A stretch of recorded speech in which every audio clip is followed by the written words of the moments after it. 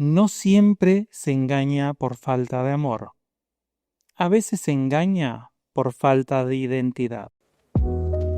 Con esta premisa quiero darte la bienvenida a un nuevo episodio de Psicosenderos. Pero antes, te invito a que imagines conmigo dos escenas. La primera, titulada El traspié único. Acá, una cena de trabajo, demasiadas copas, un beso que no debió ocurrir. Al día siguiente, culpa y vértigo. Quien fue infiel ve el pánico en los ojos de su pareja, advierte el temblor en la voz de sus hijos y decide jugárselo todo para reparar el daño.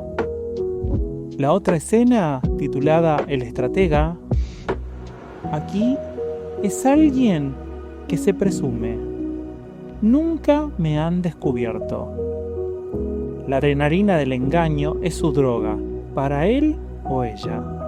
Ser infiel es parte de su identidad, casi un logro que le confirma poder y control. Dos historias, dos pronósticos distintos. Bienvenidos a un nuevo episodio de Psicosenderos. Mi nombre es Paulino Dorado, tu terapeuta de confianza. Hoy quiero que pensemos juntos en una de las preguntas que más incomodan y más se repiten en el espacio terapéutico. ¿Las personas infieles pueden cambiar? Pero para llegar ahí, primero tenemos que revisar qué es la infidelidad, por qué ocurre, cómo se expresa en distintos tipos de personas y qué condiciones deben darse para que exista una verdadera transformación. Este episodio no busca señalar con el dedo, sino más bien abrir una reflexión sobre la complejidad del deseo, los acuerdos de pareja y las heridas del amor.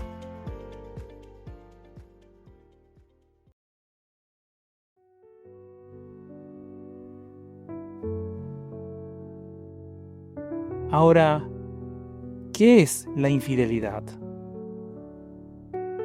Yo puedo mencionarte que la infidelidad no es solo un acto físico y tampoco simplemente es acostarse con alguien más. Es un quiebre del pacto al acuerdo de intimidad, un movimiento que pone en jaque la confianza, la lealtad y el sentido de pertenencia en una relación. A veces empieza mucho antes, ya sea en una fantasía sostenida, en una conversación secreta o en un me lo callo porque me gusta lo prohibido. Y aunque comúnmente se piensa que la infidelidad ocurre por lo que falta en la pareja, muchas veces tiene que ver más con lo que le falta a uno mismo. Desde una perspectiva psicológica, podríamos definirlo como una transgresión emocional, sexual o simbólica de los acuerdos establecidos o asumidos dentro de un vínculo. ¿Qué quiere decir esto? Básicamente, romper un acuerdo dentro de la pareja, ya sea de forma emocional, por ejemplo, enamorarse de alguien más, sexual, tener relaciones con otra persona, o simbólica, como ocultar cosas importantes o mentir sobre lo que se hace o siente. A veces esos acuerdos se hablaron claramente y otras veces se dan por hecho y nunca se dijeron en voz alta. Por eso, cuando se rompe algo que uno de los dos consideraba parte del compromiso de aquel acuerdo en la pareja, se vive como una traición o infidelidad, aunque no siempre sea igual para todas las parejas. Acá quiero mencionarte 4 formas de infidelidad. La primera, sexual. No toda infidelidad es sexual. La segunda, emocional. Esta es como cuando alguien reserva lo más íntimo de sí mismo para alguien externo a la pareja. En tercer lugar tenemos la virtual. Acá entran las interacciones en redes o plataformas, mensajes secretos, fantasías compartidas, sexting, etc. Y por último, en cuarto lugar, la simbólica o ideológica. Acá le damos lugar a las fantasías sostenidas en secreto que desplazan el deseo del vínculo actual. La infidelidad suele ser vivida como una traición profunda, muy dolorosa, no solo al otro, sino a un ideal compartido. El infiel no siempre busca otra persona. Muchas veces, como señala la psicoterapeuta de parejas belga Esther Perel, ella menciona que lo que se busca es otra versión de uno mismo, y no necesariamente otra persona. Se busca la vitalidad que se sentía antes de tener responsabilidades, el deseo que antes surgía sin esfuerzo, la libertad que se perdió con la rutina y el reconocimiento o validación que uno ya no siente de su pareja ni de sí mismo. Ahora, ¿por qué alguien es infiel? Acá puedo mencionarte que a veces se busca una experiencia que no se puede o no se encuentra o no se crea en la relación actual, pero muchas veces, como he mencionado, lo que se busca no es una nueva pareja, sino una parte de uno mismo que se siente perdida. El, entre comillas, yo que fui, el joven, la joven, libre antes de los hijos, él, la amante, deseado o deseada antes del cansancio y las responsabilidades, o el ser vital, arriesgado, arriesgada, creativo, creativa, que se perdió entre las rutinas, deudas o tareas. En ese sentido, la infidelidad se vuelve un espejo de una crisis de identidad, más que una simple falta de amor en el vínculo.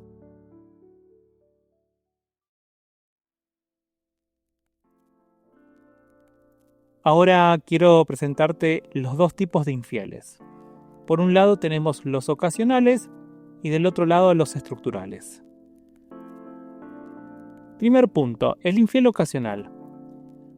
En este perfil aparece generalmente en una persona que no se ha vinculado históricamente con una infidelidad, ya que acá puede atravesar una crisis vital que los estructura emocionalmente. Suele decir frases como no sé qué me pasó, nunca hice algo así, o fue un impulso, estaba confundido, confundida. Algunas características que podemos mencionar son la alta disonancia cognitiva, ya que siente culpa, hay una contradicción interna y angustia. Por otra parte, conserva empatía, porque puede registrar el dolor que causó tanto al otro como a sí mismo.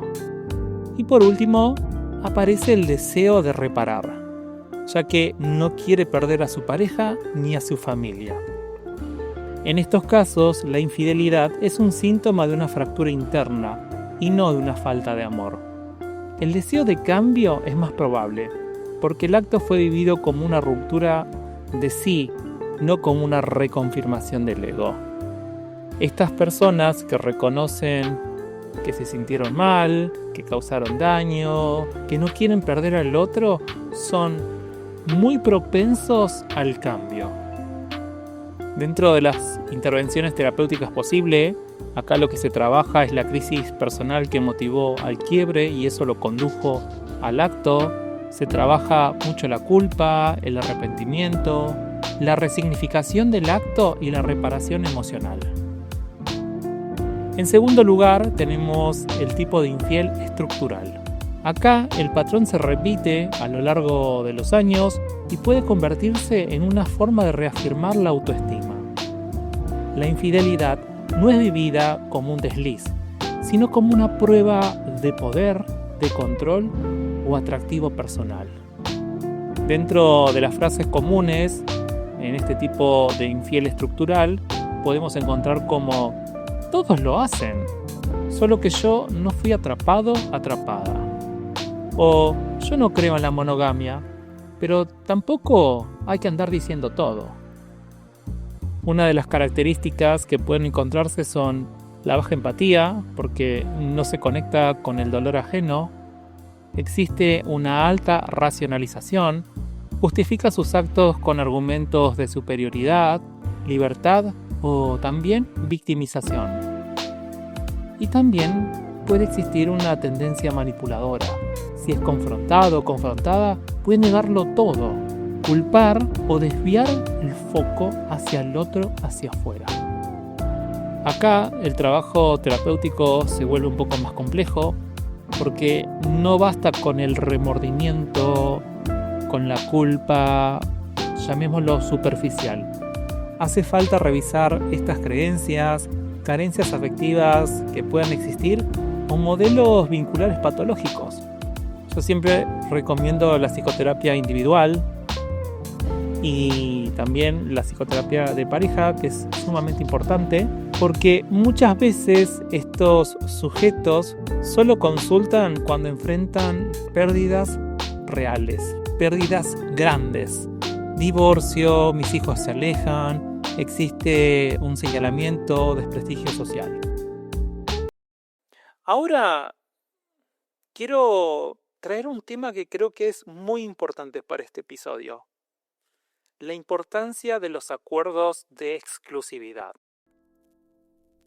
Una de las situaciones más comunes en terapia de pareja es que los pactos afectivos y sexuales no fueron conversados explícitamente. ¿Qué es esto? Se dan por supuestos, se heredan de modelos culturales o familiares, y cuando son quebrantados aparece la frase: pero eso no se habla, es obvio. No, déjame decirte que nada es obvio cuando hablamos de afectos, deseos y de límites. Ahora, ¿qué son estos acuerdos de exclusividad? Son aquellos pactos explícitos o implícitos que definen los límites dentro del vínculo. Y estos deben revisarse, conversarse y, si es necesario, modificarse. Quiero presentarte 4 tipos de acuerdos. Dentro del primero están los acuerdos sexuales, que albergan desde qué se permite y qué no, monogamia estricta o apertura consensuada. En el punto número 2 quiero mencionar los emocionales. Acá se definen quién son mis fuentes de contención afectiva y si puede existir relaciones profundas dentro de la pareja. Por otra parte, en tercer lugar, traigo las digitales. ¿Qué pasa con los likes, con los mensajes privados, con los chats ocultos? Y por último, los simbólicos. Acá entran, sobre todo, qué fantasías son compartidas o negadas. Déjame decirte que muchas infidelidades nacen no de una maldad deliberada, sino de una falta de claridad en los acuerdos. Por eso, hablar de exclusividad no mata el deseo, sino que lo ordena, lo nombra y lo legitima. Ya casi acercándonos al final de este episodio, quiero traer la pregunta troncal de este episodio. ¿Pueden cambiar las personas infieles? La respuesta es sí, algunas sí, pero no todas. Y no solo depende de la voluntad, sino de varios factores psicológicos y relacionales. Dentro de las condiciones necesarias para el cambio, quiero puntualizar el punto 1, el arrepentimiento auténtico, porque no es lo mismo sentir pena o vergüenza por haber sido descubierto que arrepentimiento por haber herido al otro y deshonrado, quebrantado un valor propio o acuerdo dentro del vínculo. El punto número 2 es asumir la completa responsabilidad del acto, porque aquel que dice fue culpa del alcohol, de las crisis, de vos, no está listo para cambiar. Cambia aquel que te puede decir: tomé una decisión equivocada y asumo todas las consecuencias. En tercer lugar, quiero traerte el deseo genuino de la reparación, de la transformación, porque este deseo se expresa no con promesas, sino con actos. Por ejemplo, vamos a terapia, vamos a ofrecernos transparencia, generar espacios, charlas incómodas y dejar hábitos que facilitaban el engaño. En el punto número 4 quiero traerte la exploración del origen del acto, porque una infidelidad puede ser la manifestación de un vacío existencial, un modelo familiar aprendido, acá entran una infancia con padres infieles, o una baja autoestima que va a buscar reafirmación afuera. Explorar esas raíces es fundamental para evitar repetir el patrón. Y por último, y no menos importante, la reconstrucción de la confianza. Yo en este punto de mis consultas suelo mencionar que la confianza no es algo que se da, no es algo que se brinda, sino es algo que se construye. Porque tarda muchísimo tiempo en construirse la confianza y en un segundo se derrumba todo. Por eso, este punto implica tiempo, honestidad y compromiso. Y también estar dispuesto, dispuesta a ser confrontado, confrontada, sin victimizarse ni huir. Recordemos que la terapia de pareja es fundamental para este proceso. Ahora, ¿cuándo el cambio es poco probable? Acá, déjame decirte que no todas las personas infieles quieren ni pueden cambiar. Algunas señales claras que el cambio es poco probable podrían ser el desprecio por el otro, trivializa el dolor de la pareja, la naturalización del engaño con frases como «esto es así, si todos lo hacen», desviar la culpa es otro punto, como «vos me llevaste a esto con tu indiferencia». Por otra parte, también tiene un patrón reincidente y sistemático, como viene de distintas parejas, con el mismo final, mismas infidelidades, etc. Y por último, no muestra un interés genuino por trabajarlo internamente, como no acude a terapia, no se abre, no hace introspección. Acá quiero que me escuches bien, porque en estos casos, más para trabajar para el cambio del otro, el foco terapéutico está en la persona herida, en la persona traicionada, para que pueda protegerse, para que pueda aprender a reconstruirse, a sanar y decidir si quiere quedarse o no. Ya llegando al final, quiero mencionarte que este episodio no reemplaza una sesión de terapia. Si sentís que algo de lo que hablamos en este episodio te movilizó, te invito a buscar ayuda profesional. Acompañarte de un especialista en salud mental puede ser la clave en tu proceso de comprensión, sanación y crecimiento. Y si este contenido te sumó, te invito a dejar un comentario, compartirlo con alguien que lo necesite o difundirlo en tus redes sociales. Eso me ayuda enormemente a seguir creando y a llegar a más personas que, como vos, como yo, están en el camino hacia vínculos más conscientes. Como cierre final, quiero decirte que no todas las parejas sobreviven a una infidelidad, pero muchas logran hacerlo. La infidelidad no siempre destruye al vínculo. A veces lo despierta. Pero también puede marcar el final de una historia y eso no te hace menos valioso, valiosa y menos digna de amor. Cada vínculo tiene sus reglas, sus tiempos y sus heridas.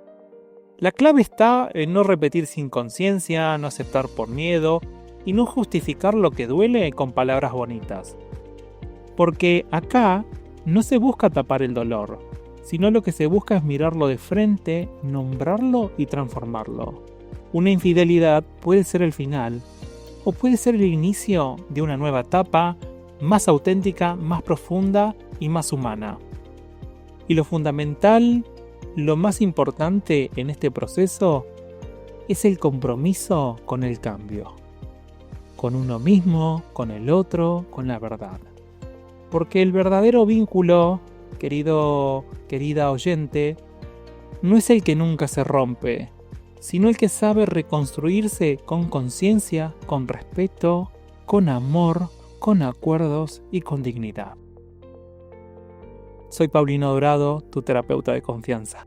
Gracias por escucharme y te invito que nos veamos en el próximo sendero.